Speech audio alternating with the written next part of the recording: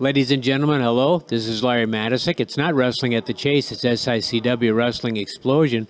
But I got a guy here who would have been very much at home on Wrestling at the Chase and certainly is at home on a Wrestling Explosion because he caused a few of them. One of the greatest managers of all times, the mouth of the South, Jimmy Hart. Jimmy, welcome. Larry, is this unbelievable or not? We're back together again. You know what I'm so excited about? The first time I got to go to St. Louis and met Larry, where did you take me to eat? The White Castle! I love the White Castle, man. I'm glad you were fed well. I took you to one of the top spots. Well, the only thing about it, he was so cheap, he got one chocolate milkshake with 2 straws. I couldn't figure that out. No, I'm just kidding. But you know what? You've always kept wrestling alive here, you and Herb and everything. It's been so cool and so good, and I'm so excited to be here because there's a lot of up-and-coming young talent. I know you and Herb have been sending me some tapes each week. You know, I got my new beach bar down at Daytona Beach, Jimmy Hart's Hall of Fame, bar and tiki deck. That's the same as plug. But, you know, you're always welcome to come down there, man. Oh, yeah, I'd love to. And another thing, you mentioned young talent, and you mentioned keeping wrestling alive. Have you seen some young talent that, if it had the chance to develop, could maybe have fit in during the day? Well, absolutely. You know, it's kind of a different style now. There's a lot of high flying, that's kind of in the wrestling business now. But, you know, I got to tell you, every Monday night we watch Raw, every Tuesday night at the bar we watch SmackDown, and every now and then I see a little blast from the past. I saw The Undertaker a couple of weeks ago, and a little thing with Stone Cold, and The Rock comes back once in a while too. So you kind of got to, it's kind of like putting a vegetable soup together. You got to have a little bit of everything, you right? That is correct. And I think when you were up here in St. Louis, you had a chance to see Ron Powers even use the RKO, right? You know what? I like this kid, man. I wish I'd have had him back in the Memphis day, but he probably wasn't born back when I was in Memphis, I'll tell you that now. But I like his style. He's got a great look. He's very good in the ring, and that really goes a lot of way. You know, to me, I've always been kind of a visual guy. I don't care how good somebody is in the ring, but you got to have that. But you got to have that certain thing. You got to have that it factor. Well, when you go through the airports, people kind of look like, I know who. Man, he looks somebody special. You know, you always got to have that. You cannot teach charisma, and Jimmy Hart has charisma. We'll be back with him at different times. Thank you.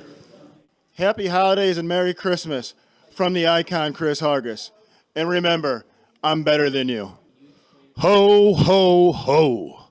Speaking of hoes, Big Daddy and Travis, how's your mama? Merry Christmas. I'd like to wish a Merry Christmas to all the great fans at SICW and also all my great veterans, brothers and sisters. Merry Christmas to all, and to all a good night. Hello, this is Larry Matysik, and I'm back again with one of our favorites, Jimmy Hart, and talking with you, Jimmy, about some of the talent, some of the things you saw when you came up here to visit SICW. One of the things you saw were managers. You saw Big Daddy, who's certainly one of the famous guys here for quite a while. I call him Colonel Sanders, right? Oh, you called him Colonel Sanders? Yeah, he answered to it. I thought he looked pretty good, you know. Well, I have to think about that. And then, of course, there was Travis Cook, who did some interviews about you on the internet, and I don't know if they were real complimentary or not. But you know what? He kind of reminds me of a little heavier Howard Finkel. Think about that. When you see him, he reminds me of Howard Finkel because Howard had a great voice, and Cook, he has a great voice too. But I like both these guys. Both these guys, well, first of all, they wouldn't be with your organization if they were just, like Bobby Heenan used to say, ham and eggers, right? Not trying to steal that line. I gave Bobby credit for it. But both these guys, I think they add a lot to what you have going on. You know, a lot of the managers aren't used a lot more back in the day, you know, like they were back in our era. You know, back in our era, we had Fred Blasky, Mr. Fuji, Lou Albano, the captain, Bobby the Brain Heenan, who's one of the greatest. And, of course, now they use, Paul E., of course, and he does a great job. But they use a lot of the girls more now, too. So you wonder where some of these guys learned the things they did, like Big Daddy and, of course, Travis Cook. You know, they say they learned them from people like you. Oh, my God. You know, I'm so flattered. But both these managers here, like I said, they wouldn't be here in your organization if neither one didn't have what it really takes. And both of them have different styles. But you know what I noticed with these guys? For some reason, it seems like there's a little animosity going on between them, a little jealousy between these two guys. And it's such a shame. But, you know, coming from where I came from, too, I'd always see a little things going on between Lou Albano, and it seemed like he might have a little jealousy against Fred Blassie and Fred Blassie against Mr. Fuji. And I just kind of sit back and take a look. And that's what I did with you guys, too. Did you ever have jealousy against anybody up in WWF, WWE? Listen, I was so happy to be in the WWF back in the day, which is the WWE now. I didn't care if they wanted to tar and feather me. I didn't care if they wanted to cut my hair. I didn't care if they wanted to paint me yellow. Matter of fact, I used to go, look, I'll go buy the paint. I didn't care. You know, we made a good living by doing this. And plus, I've always loved this business, you know. Sometimes Lauder used to say, Jimmy Hart, sometimes it's better to be lucky than to be good. Hopefully, I was a little bit of both. But, you know, back in the day from the Memphis era, I was so blessed to be there. I was just, like I said, it was a dream come true. I never really planned any career. I fell out of school, and out of the 12th grade, I graduated, and all of a sudden we were touring with Dick Clark and Caravan of Stars with Sonny and Cher and the Beach Boys. We had that $1 million record, Keep on Dancing. When that ran its course, I thought, well, what am I going to do now? And all of a sudden, I'm in the crazy world of wrestling. So then the next phone call in New York, and here we are now. 1, 2, 3. See if we can count to 3. Merry Christmas. From SICW here in East Cronolette, Illinois. So it's Christmas time again, and you want to celebrate the holidays. The only way to do that, baby, is with Johnny Blade, if you know what I'm saying. This is Victor Bruiser, wishing all you morons a Merry Christmas and a Happy Holiday. Hi, this is Larry Matysik with the Mouth of the South, Jimmy Hart. And we've talked to you a little bit over the last couple of weeks, different thoughts, different things that happened. And you started talking a little bit the last time about what happened in music. First, talk about that first big hit that you did with the Gentrys. One hit wonder, and we're still not in the Hall of Fame in Cleveland yet. Can you believe that? Are you listening? You know what? We were in high school. Jerry Lawler went to wrestling. I went into music. And it seems like everybody in wrestling wants to be in music, and everybody in music wants to be in wrestling nowadays. But we had a hit record. We cut a hit record called Keep on Dancing there on the MGM label. And the next thing you know, we graduated from high school, and we're on the road on Cavalcade of Stars, which is bus tours back then. The Beach Boys, Sonny and Cher, Chuck Berry. You know, it was just so many groups back then. And we did that run for about 3 or 4 years, and the original group broke up, and I was by myself. And all of a sudden, I put a new group together called the Gentrys. We went over to Sun Records. Sam Phillips signed me to a deal, the guy who produced Elvis Presley, Jerry Lee Lewis, Carl Perkins, and all the guys like that. And he was reissuing the old Sun label. So we cut a couple of songs. The old Neil Young hit, Cinnamon Girl, had a hit off that. And another thing I wrote called Why Should I Cry? So all of a sudden, we were on the road again. So I had a good run, and then one day, the King came to me, and he said, look, Jimmy, he said, do we need some entrance music down here in Memphis? So we put a few things together, and the next thing you know, I'm managing Jerry Lawler. Nothing was pre-planned. I didn't have this big major plan in my career that I was going to do music and do wrestling, so I've been lucky. And we did that, and I was down there for almost 6 years, and I was calling home.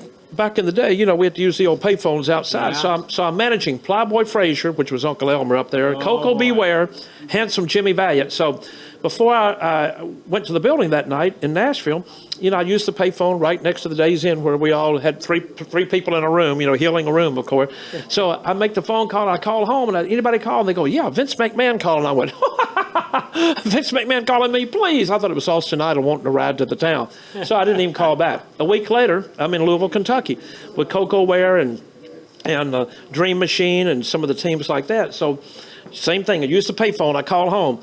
They go, well, George Scott called me, who was his booker at the time. And I went, oh, my God, why do these guys keep bugging me and playing like they're somebody else? So I still didn't call. So the next week we're at home, and Hillbilly Jim calls me. But for us, he was called Harley Davidson.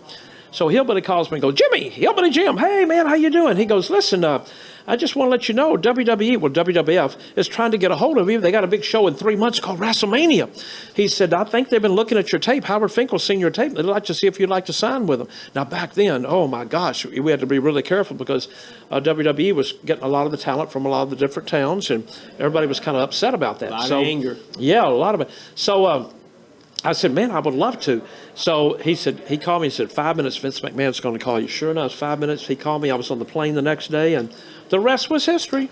Well, the rest was history, which you almost forget about, though. Not only was Jimmy doing things, but over the rest of the time that he was with WWF, you wrote a lot of the entrance music for the wrestlers because the entire situation changed about which music they could use. They had to produce their own music, correct? Right. And you know, we were so lucky back then. We got to write Shawn Michaels' Sexy Boy, The Road Warriors, What a Rush, Road to Destruction by the Hart Foundation, the Demolition Song. All American.